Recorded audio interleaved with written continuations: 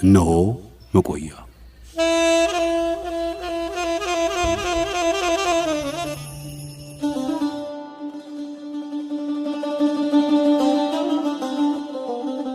አያቶላ ሁስኒ አሊ ካማኒ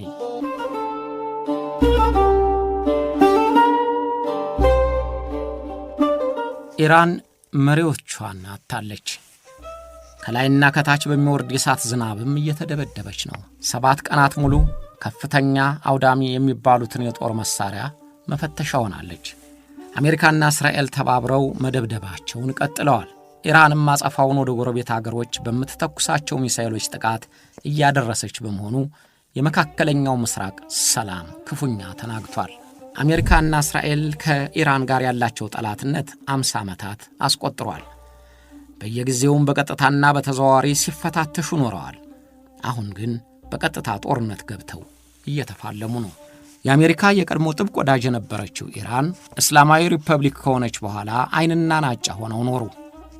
አሁን የመጨረሻውን ይዋጣልን ፍልሚያቸውን ይዘዋል። መጨረሻቸው እንዴት እንደሚሆን ለጊዜው መናገር ባይቻልም ፕሬዝዳንት ዶናልድ ትራምፕ እንደሚያስቡት ከሆነ ግን የኢራን መንግስት ይለወጣል። ኢራን መሪዎቿ ተገድለውባታል። የጦር ኃይሏም እየተመታ ነው። ግን እስካሁን በሞቱት እየተካች እጅ መስጠት የለም እያለች ነው። ይህ የኢራን መንግስት አቋም በማንም ሀገር ቅኝ ተገዥ ሆና ለማታውቀውና በነጻነት ከኖረችው ኢራን የሚጠበቅ ነው። ኢራን በመካከለኛው ምስራቅ አገሮች ነጻነቷን ለማስከበር ብቸኛው ሀገር ሆና ቆይታለች። በእስራኤል ጥቃት የተገደሉት መንፈሳዊ መሪው አያቶላ አሊ ካማኒም ያሉት ይህንኑ ነበር። አሜሪካ እኔን ለመግደል ትፈልጋለች። እኔ ዕድሜን ስለጨረስኩት አስቸጋሪ አይደለም፣ ግን የኢራን ወጣቶች አገራቸውን አያስደፍሩም ብለው ነበር። በኢራን የሚካሄደው ጦርነት ደጋፊም ነቃፊም ስላለው ዘገባውና መረጃዎቹ የሚተረጎሙት በተፈጠረው ድጋፍና ስሜት መሆኑ አይቀርም። አውዳሚ የሆነውን ጦርነት ወደ ሰላም ለመለወጥ እስካሁን ጭላንጭሎ አልታየም። አሜሪካና እስራኤልም እርቅ ብሎ ነገር የለም እያሉ ነው። የኢራን ሕዝብ በደህና መሽቶ ስለመንጋቱ ነግቶ ስለመምሸቱም እርግጠኛ አይደለም።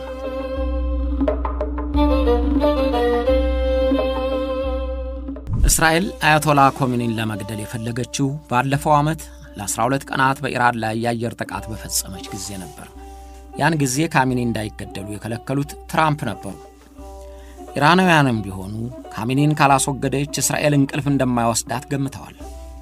ስለዚህ ለመከላከያ ከመሬት በታች 5 ደቂቃ የሚያስጉዝ የሚስጥር መከላከያ አዘጋጅተው ካሚኒን በዛ ምሽግ እንዲገቡ ጠይቀዋቸው ነበር። እርሳቸው ግን ተደብቀውና ከታንከር ውስጥ ገብተው ሕይወታቸውን ለማዳን አለመፈለጋቸውን የኢራን ከፍተኛ ባለስልጣን በይፋ አረጋግጠዋል። ከመሬት በታች ወደ ሆነው መከለያ ምሽግ እንዲጠለሉ ሲጠየቁ 90 ሚሊዮን ኢራናውያንን የሚያድን መከለያ ምሽግ ከሌለ ብቻዬን አልሰወርም ብለው እምቢ ማለታቸውን ባለስልጣኑ ተናግረዋል። የሞቱን ድግስ ከህዝቤ ጋር አብሬ እካፈላለሁ እንጂ ራሴን ለማዳን አልፈልግም አሉ። ካምናው የ12 ቀናት ጥቃት በኋላም አሜሪካ ስትዝትባቸው አሜሪካንን ለመግደል ትፈልጋለች፣ እኔ የምድር ቆይታ የተገባደደ በመሆኑ ለውጥ የለውም፣ አሜሪካን የሚያስጨንቋት የኢራን ወጣቶች የሀገራቸውን ክብር አያስደፍሩም ብለው ይናገሩ ነበር። በንግግራቸው ሞታቸውን እንደማያስጨንቃቸው ማሳየታቸው ነው። አሊ ካሜኒ በምሽግ ራሳቸውን ለመሰወር እንዳልፈለጉ የተረዳው የእስራኤል የመረጃ ክፍል ከመሬት በላይ የሚሆኑበትን ጊዜ ሲከታተል ቆይቷል። ባለፈው ቅዳሜ ጧት ከቤታቸው አካባቢ መታየታቸውን ጭምር አረጋግጧል።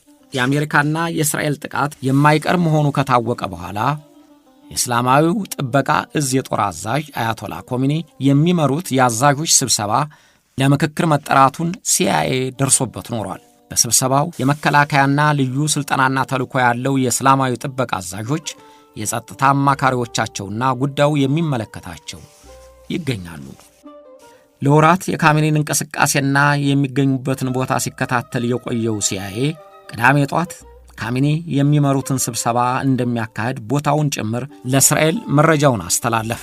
የካቲት 21 ቀን 2018 ዓ.ም ቅዳሜ ጧት የእስራኤል ተዋጊ አውሮፕላኖች የስብሰባውን ሰዓት አስልተው መሃል ቴህራን በሚገኘው የአያቶላ አሊ ካማኒ መኖሪያና መስሪያ ቤት በሚገኝበት ግቢ ደረሱ። ወዲያው መካከለኛ ርቀት ፍጥነት ያላቸውን ስፕሮው ሚሳኤሎችን ጨምሮ 30 ቦምቦች በግቢው ላይ አዘነቡት። ግንቡም መሬቱም በነጎድጓዱ ተገለባበጠ። የተሰበሰቡትንም በመኖሪያ ቤትም የነበሩትን ሁሉ አጠፋቸው። እዚያው ሰዓት እዚያው ቴህራን ውስጥ 2 ቦታ የአውሮፕላን ጥቃት ተፈጽሟል።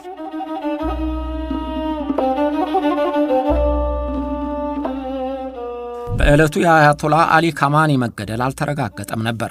ጠቅላይ ሚኒስትር ናታንያሁና አንዳንድ ጋዜጦች ሳይገደሉ አይቀሩም ብለው ቢገምቱም የኢራን የውጭ ጉዳይ ሚኒስቴር ደህና መሆናቸውንና የመሪነት ተግባራቸውን በአስተማማኝ ሁኔታ እየተወጡ ነው ብለው አስተባበሉ።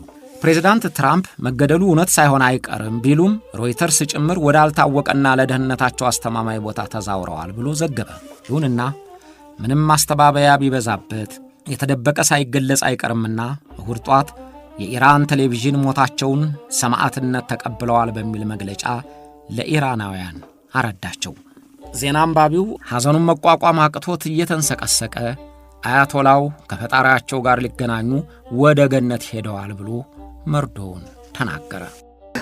رهبر و امام مسلمین حضرت آیت الله العظما سید علی حسینی خامنه‌ای در راه سربلندی حرم جمهوری اسلامی ایران شهد شهید گوارای شهادت را نوشیدند.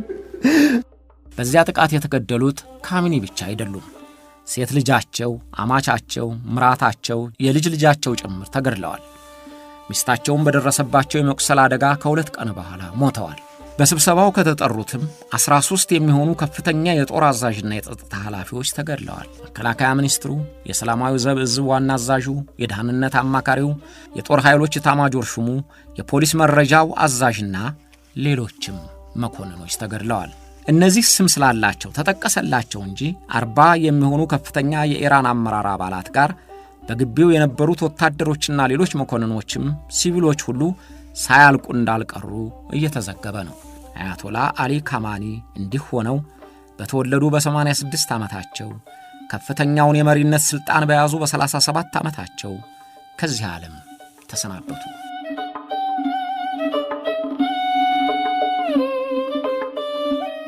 የአያቶላ ኮሚኒ መሞት ከተሰማ ጀምሮ ኢራናውያን ፎቶግራፋቸውን ይዘው ጥቁር ለብሰው አደባባይ ወጥተው አልቅሰውላቸዋል። በሺዓ እምነት የሰማዕታትን ደም ይወክላል የሚባለውን ቀይ ባንዲራ ይዘው ደረታቸውን እየደቁ ጭንቅላታቸውን እየቀጠቀጡ እንባቸው በቁመታቸው እየተለካ አዝነውላቸዋል። የሐዘንተኛው ብዛት በቁጥር ለመገመት ያስቸግራል። አንድ ጋዜጠኛ እንደገመተው በሚሊዮን የሚቆጠረውና በአንኬሊ በአደባባይ የወጣው ሕዝብ መሬት ይደረምስ የሚመስል ነበር።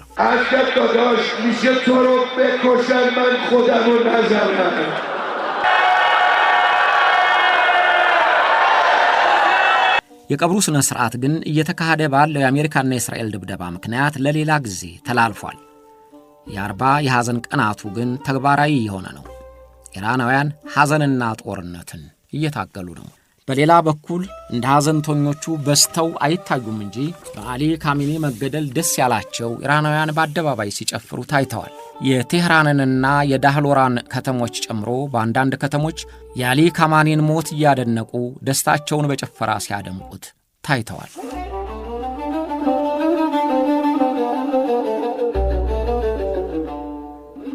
አሊ ሁስኒ ካማኒ በተወለዱበት የማሻድ ከተማ በድህነት ነበር ያደጉት። በቀን ጠግበው የሚበሉባቸው ቀናት ጥቂት ነበሩ።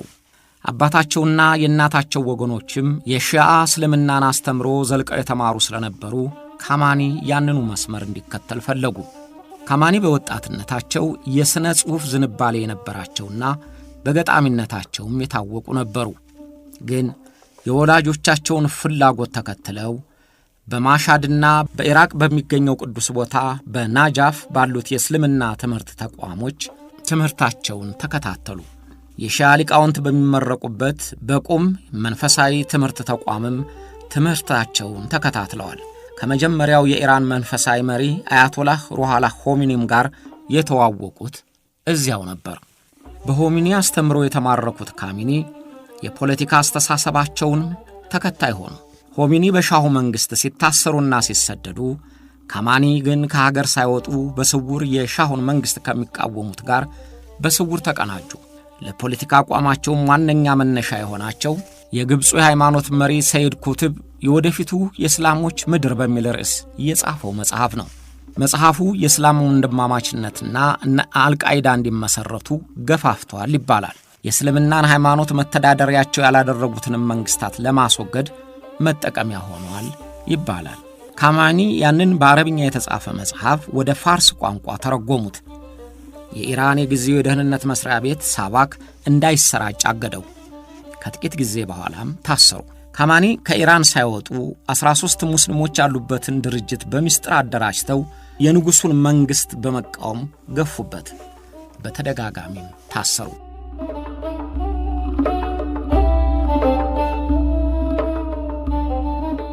የንጉሱ መንግስት ተወግዶ ሆማኒም ከተሰደዱበት ወደ ሀገር ከገቡ በኋላ አሊ ካማኒ ተቀላቀሏቸው። የአስተዳደር ሥርዓቱም እስላማዊ እንዲሆን ታወጀ። መንግስትና ሃይማኖት የተለያዩ መሆናቸው ቀረ። አሜሪካና እስራኤልም በጠላትነት ተፈረጁ። አሊ ካማኒ በመጀመሪያ የተሰጣቸው ኃላፊነት የመከላከያ ሰራዊቱንና የደህንነት ሰራተኞቹን ማስወገድና ማደራጀት ነው። ያን ጊዜ ሀገራቸውን ለረጅም ጊዜ ያገለገሉ የሰለጠኑና ከፍተኛና መካከለኛ የጦር መኮንኖችና የመረጃ ኃላፊዎች ተገድለዋል፣ ተግዘዋል። ካማኒ ይህንን ግዳጃቸውን ከፈጸሙ በኋላ የመከላከያ ምክትል ሚኒስቴር ሆኑ። በፓርላማም አባል ነበሩ።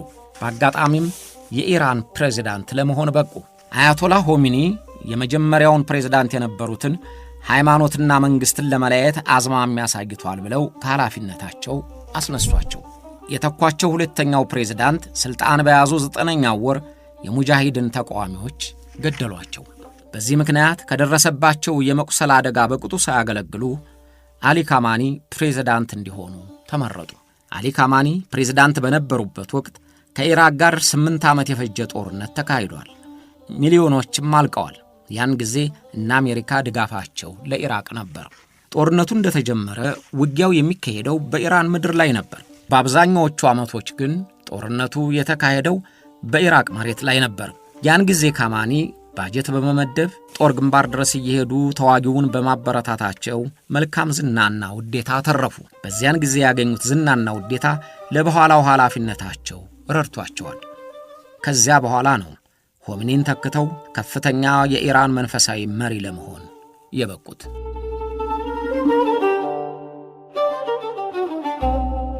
ኢራን እስላማዊ ሪፐብሊክ ከሆነች በኋላ ሁለተኛው የእስላማዊ ምክር ቤት መንፈሳዊ መሪ የሆኑት አያቶላ አሊ ካሜኒ ቃላቸው ሕግ ሆኖ አመራራቸው ያለምንም ጥያቄ እየተፈጸመ በሙሉ ስልጣን ኢራንን ሲመሩ ቆይተዋል።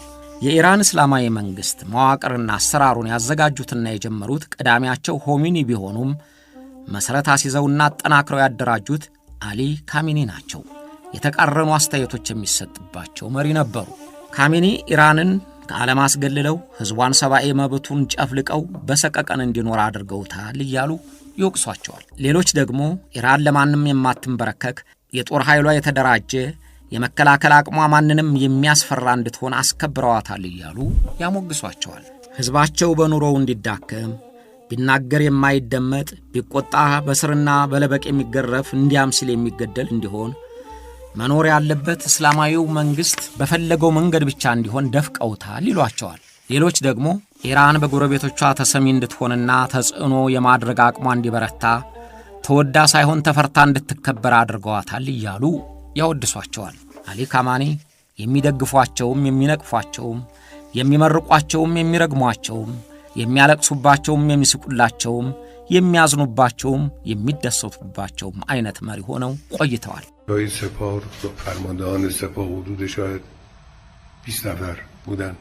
ከእስላማዊ ሪፐብሊክ እዝ አዛዦች ጋር ተገናኘንና በመጀመሪያ ጸለይን። ከዚያ በኋላ ደረጃ ላይ ተቀመጥኩና ጥሩና ግልጽ የሆነ ንግግር አደረግኩ። የተናገርኩትን አይደለውም፣ አልተዘጋጀውበትም ነበር። በእኔ አንደበት አድሮ የሚናገረው ፈጣሪ ነበረ። ፈጣሪ ይነግረኝ ነበር።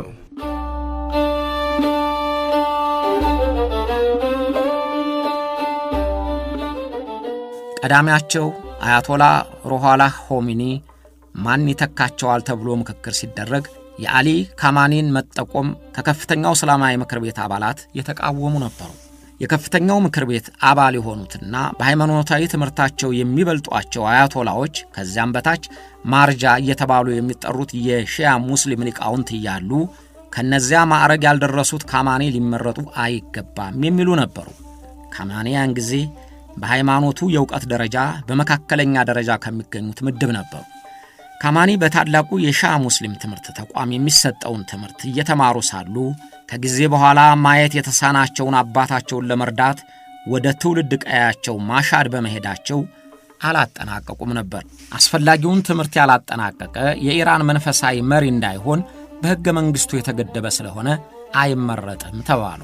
ነገር ግን በኃላፊነት በቆዩበት ጊዜ ብዙዎቹን የከፍተኛው መንፈሳዊ ምክር ቤት አባላት ተግባብተው ነበርና ከኢራቅ ጋር ጦርነት በተደረገ ጊዜም ከወታደር አዛዦቹ ጋር ተቀራርበው ስለነበር የቀዳሚያቸው የሆሚኒ ፈቃድ አለበት ተብሎ ከምርጫው በፊት ስለተወራም ሕገ መንግሥቱ ማሻሻያ ተደርጎለት ምርጫውን እንዲወዳደሩ ተፈቀደላቸው። የከፍተኛው እስላማዊ ምክር ቤት መንፈሳዊ መሪ ሆኖ የሚመረጠው በሊቃውንቱ ጉባኤ ነው። ካሚኒ ከጉባኤው 64 በ9 ድምፅ ተወዳዳሪያቸውን አሸንፈው ተመረጡ። መንፈሳዊው መሪ አንድ ጊዜ ከተመረጠ ከዚያ በኋላ እርሱ ይመርጣል እንጂ አይመረጥም። ሞት ካልገላገለው ወይም የጤና መታወክ ካላወከው በስተቀር ዕድሜ ሳይወሰንበት በስልጣኑ ይቆያል። አያቶላ አሊ ካማኒም 80ውን አጋምሰውትም በስልጣናቸው ላይ ነበሩ።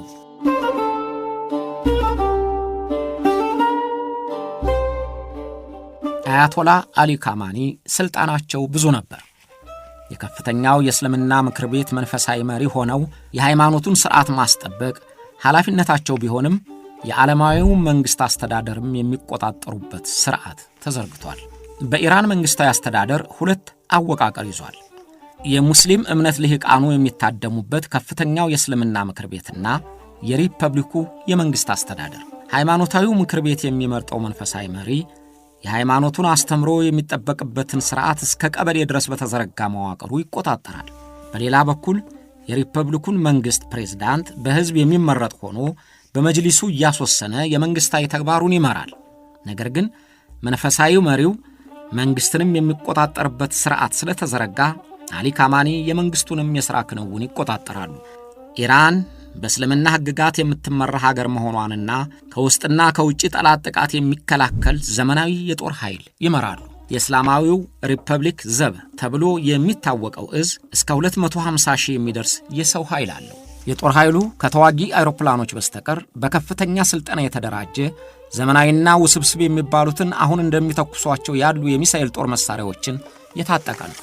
እስከ ውጭ ሀገር ድረስ እየተወረወረ አጋሮቻቸውን እነ ሂዝቦላህን እና ሐማስን የሚያሰለጥን ለግዳጅ የሚያዘጋጅ ይኸው የጦር ኃይል ኃላፊነት ነው። ይህ ኃይል ተጠሪነቱ በቀጥታ ለአያቶላ አሊ ካማኒ ነው። የኢራን መንግሥት ከሚመራው የመከላከያ ሚኒስትር ጋር በአስተዳደር አይገናኝም። በቢሊየን የሚቆጠር ገንዘብም የሚያስገኙ ማምረቻዎችና የንግድ ተቋሞች ባለቤት ስለሆነ በሀብትም ተደራጅቷል። አሊ ካማኒ ቃላቸውን የሚያስከብር የሚታመንላቸው የሰለጠነ ሰራዊት ይመራሉ። ዳኞችንም የሚመርጡት እርሳቸው ስለሆኑ ሕግ ተርጓሚውም ክፍል በእርሳቸው ፈቃድ የሚንቀሳቀስ ነው ማለት ይቻላል። ፕሬዝዳንቱን የሚመርጠው ሕዝቡ ነው። ግን ፕሬዝዳንቱ ለሕዝብ ምርጫ እንዲቀርብ የሚፈቅዱለት የእስላማዊው መንፈሳዊ መሪ ናቸው። ስለዚህ ሕዝብ ፈለገውም አልፈለገውም የአያቶላ ካሜኒን ምርቃት ካላገኘ ለምርጫ አይቀርብም። በዚህም የሥራ አስፈጻሚውን ይቆጣጠራሉ ማለት ነው። የውጭ ግንኙነት ኃላፊም እርሳቸው ናቸው። ኢራን የምትደግፋቸውን ታጣቂዎች በወኪሎቻቸው በኩል የሚመሩት እርሳቸው ናቸው። የኢራን የኒውክሌር ማምረቻን የሥራ ሂደትም የሚከታተሉት እርሳቸው ናቸው። ይህ ማለት አያቶላ አሊ ካማኒ ሰራዊቱንም የሥራ አስፈጻሚውንም ሕግ ተርጓሚውንም ተቋሞች ይመራሉ ማለት ነው። በኢራን ለሰላማዊ አገልግሎቶች የሚውሉ የኒውክሌር ኃይልም ለመገንባት የተጀመረው በንጉሱ ወይም በሻሁ ጊዜ ነው። አሜሪካም በኢራን የኒውክሌር ፕሮግራምን ደጋፊ ነበረች። በጆንሰን የፕሬዝዳንትነት ዘመን ለኒውክሌር ኃይሉ ማቋቋሚያ 5.2 ኪሎ ግራም የሚሆን ዩራኒየም ረድታለች። የዛሬና ያድርገውና ያን ጊዜ አሜሪካና ኢራን ነፋስ የማያስገባ ፍቅር ነበራቸው። የኢራን አያቶላዎች የሻሁ መንግሥት የነበረውን ያቀደውን ሁሉ ሲያፈርሱ የኒውክሌር ፕሮግራሙን ግን ሥራው እንዲቀጥል አድርገዋል። ካሚኒ እንደሚነገረው አሜሪካም ሰጋሁ እንደምትለው ከሆነ የኒውክሌር ቦምቡን ለማምረት በመጨረሻ ደረጃ ላይ አድርሰውታል። ኢራን ግን ውሸት ነው እያለች ስታስተባብል ቆይታለች። ካሜኒ ፋታ በማይሰጡ ብዙ ኃላፊነቶች ተጠምደው የኖሩ በራሳቸው መንገድ ሊፈጽሟቸው የቻሉ መሪ ነበሩ።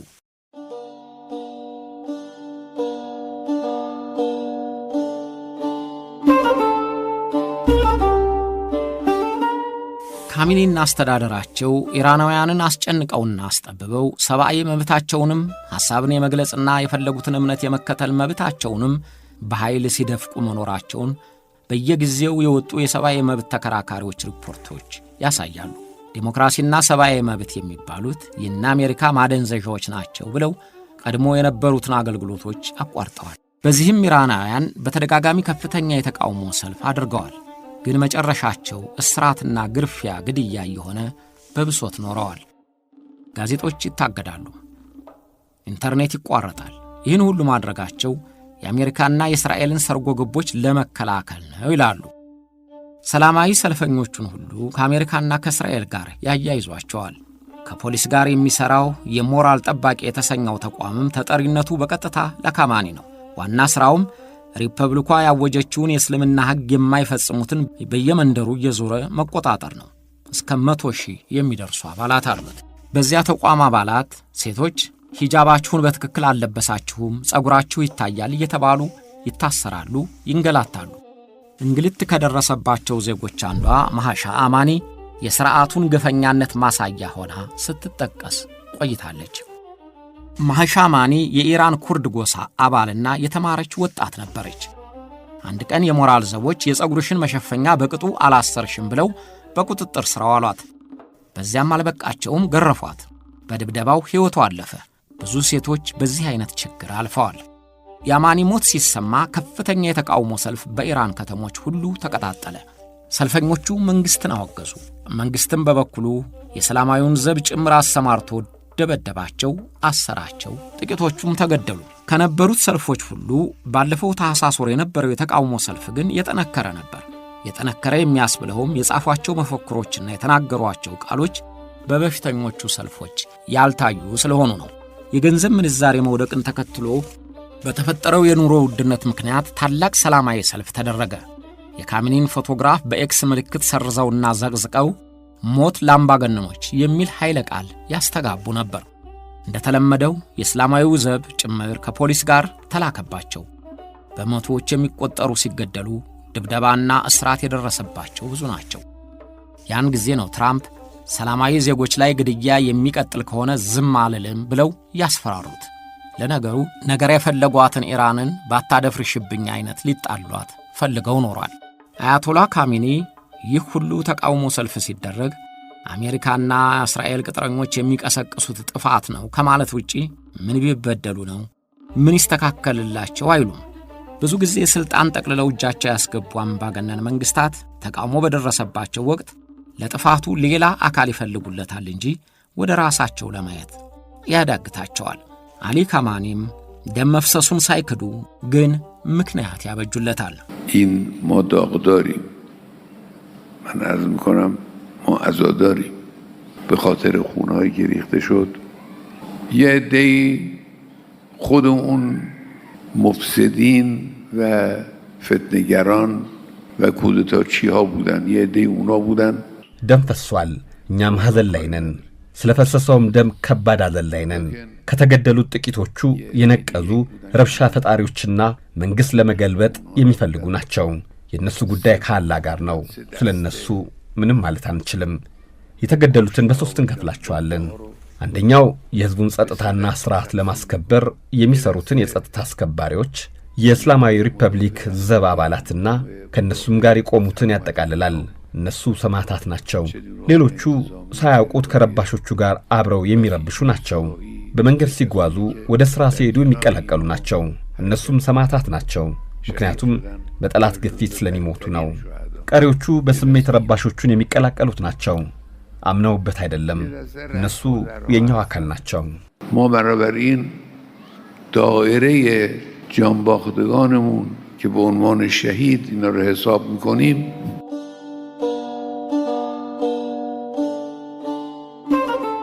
ካሜኒና እስላማዊ ምክር ቤቱ በአሜሪካም ሆነ በእስራኤል ከንፈር የሚነከስባቸው በውጭ ሀገር ታጣቂዎችን ማደራጀታቸው ነው። የሊባኖስ ሺዓዎች መብታችን አልተከበረም ብለው የእስራኤልን ነጻ ሀገርነትንም ተቃውመው ሲደራጁ ዋና ደጋፊያቸው ኢራን ናት።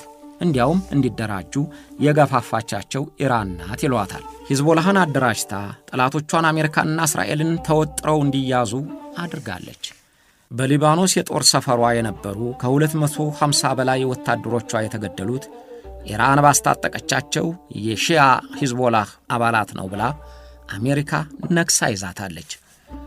ፕሬዝዳንት ትራምፕም ቂም አይረሳም ብለው ኢራንን ለመውረር ከ35 ዓመት በፊት የተደረገውን እንደ ምክንያት ጠቅሰውታል። ሐማስ ምንም እንኳ መሪዎቹ የሱኒ ተከታይ ቢሆኑም የጋራ ጠላቶች አሉን፣ ዓላማ አስተሳስሮናል ብላ በትጥቅም በገንዘብም በስንቅም በስልጠናም ኢራን ትረዳቸዋለች እያለች እስራኤል መርዛ ይዛ ትኖራለች። እስራኤል በጥቅምቱ የሐማስ ጥቃት የኢራንም እጅ አለበት እያለች ትከሳታለች። በሶሪያ የበሽር አልአሳድ መንግሥት በሌሎች አረብ ሀገሮች መንግሥታት የደረሰው ዕጣ እንዳይደርስበት 11 ዓመታት ሙሉ ጠብቀዋለች። ይህ ሁሉ የሚሆነው በካማኒ ፈቃድና ትዕዛዝ ነበር። አያቶላ አሊ ሁስኒ ካማኒ ቁመታቸው ዘለግ ያለ መልከ መልካም፣ ከኃይለ ቃልና ከቁጣ ይልቅ ረጋ ብለው መነጋገርን የሚመርጡ ነበሩ። ድምፃቸውን ዝቅ አድርገው በእርጋታ የመናገራቸው ምክንያት የደረሰባቸው አደጋ ያስከተለባቸው ችግር መሆኑ ይነገርባቸዋል። ካማኒ በወቅቱ በከፍተኛው ምክር ቤት ባላቸው ቦታ በምክትል መከላከያ ሚኒስትርነታቸውና በፓርላማ አባልነታቸው መታወቃቸውና መመስገናቸው ለተቃዋሚዎቻቸው አልተመቻቸውም ኖሯል። በ1973 ዓ.ም ቴህራን በሚገኘው የአቡዛር መስጊድ ኃላፊዎች ጋር ለመነጋገርና ወዲያውም በጸሎቱ ሥነ ሥርዓት ለመታደም ይሄዳሉ። በዚያን ጊዜ የሻሁ መንግሥት ደጋፊዎች፣ በሩሲያ የሚደገፉት ሙጃሂድኖች፣ የትጥቅ ትግል የጀመረው የፈርካን ቡድን ከእስላማዊው መንግሥት ጋር ይተናነቃሉ። ባለሥልጣኖች ይገደላሉ፣ ተቃዋሚዎች ይሳደዳሉ። እንዲህ ሆኖ ሳለ ካሚኒ በመስጊዱ ይገኛሉ። ጋዜጠኞች ተመስለው የፈርካን ቡድን አባላትም ቀድመው ደርሰዋል።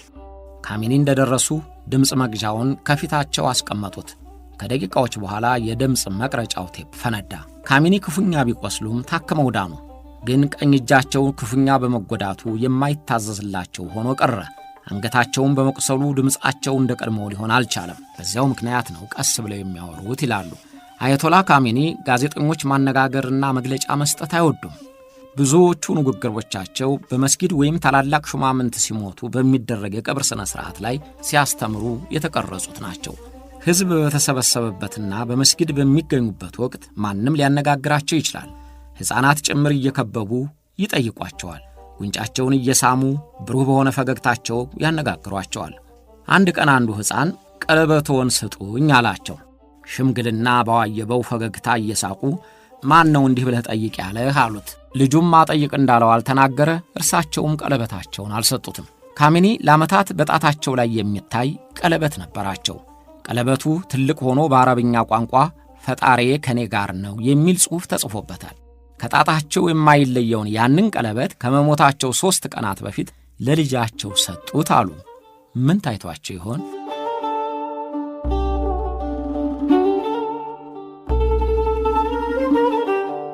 ኢራን የውጭና የውስጥ ጠላቶቿን ወይም የማትፈልገውን ለማስወገድ በብርታት የምትሠራውን ያህል ደህንነቷን በቅጡ ለመጠበቅ ብቃት ያገኘች አትመስልም።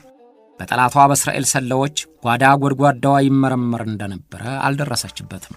እስራኤል ከዓመታት በፊት ጀምሮ በኒውክሌር ማምረቻ የሚሰሩትን ሳይንቲስቶቿን ተራ በተራ ስታስወግዳቸው ልትጠብቃቸው አልተቻላትም። የሐማሱ መሪ በእንግድነት በሄዱበት ቴህራን ባረፉበት ቤት በሚስጥር ከፍተኛ ጥበቃ የሚደረግላቸውን ሰው እስራኤል ስትገድላቸው አላዳነቻቸው። ባለፈው ዓመት በነበረው የ12ቱ ቀን ጦርነት ከፍተኛ የጦር አዛዥ ጀነራሎችን እስራኤል በያሉበት ስትለቅማቸው የደህንነት መስሪያ ቤቱ አልጠበቃቸውም።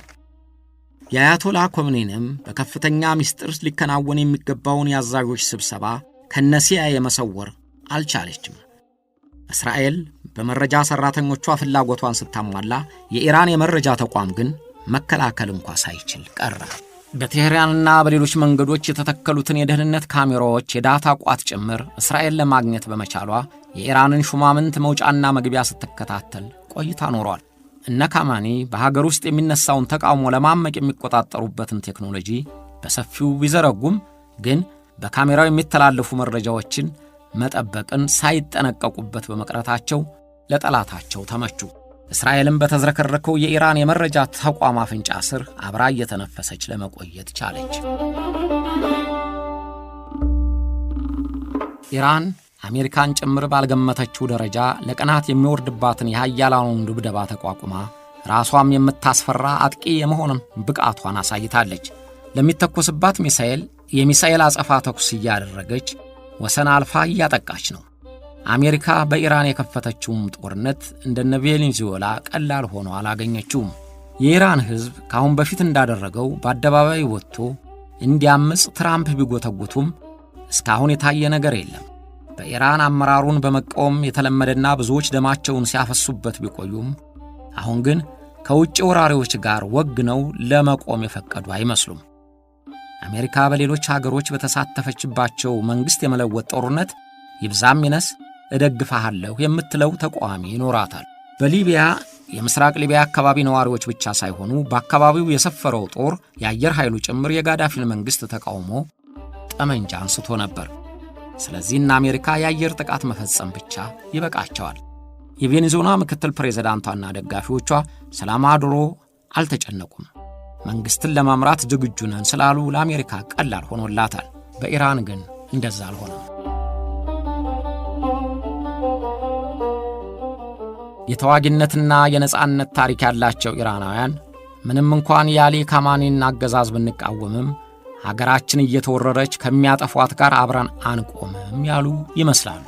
የመንግስትን ስልጣን በእጃቸው አስገቡ እያሉ ይቀሰቅሱ የነበሩት ትራምፕም ተቀባይነት አለማግኘታቸውን ሲረዱ ይመስላል አሁን ደግሞ እኔው ራሴ ለኢራን መሪ እያዘጋጀሁ ነው ይላሉ። ኮራበታለሁ የሚል ታሪክ ያለው የኢራን ሕዝብ የትራምፕን መሪህን እመርጥልሃለሁ የሚለውን አስተያየት ምን ያህል እንደሚቀበለው ከቀናት በኋላ እንረዳዋለን።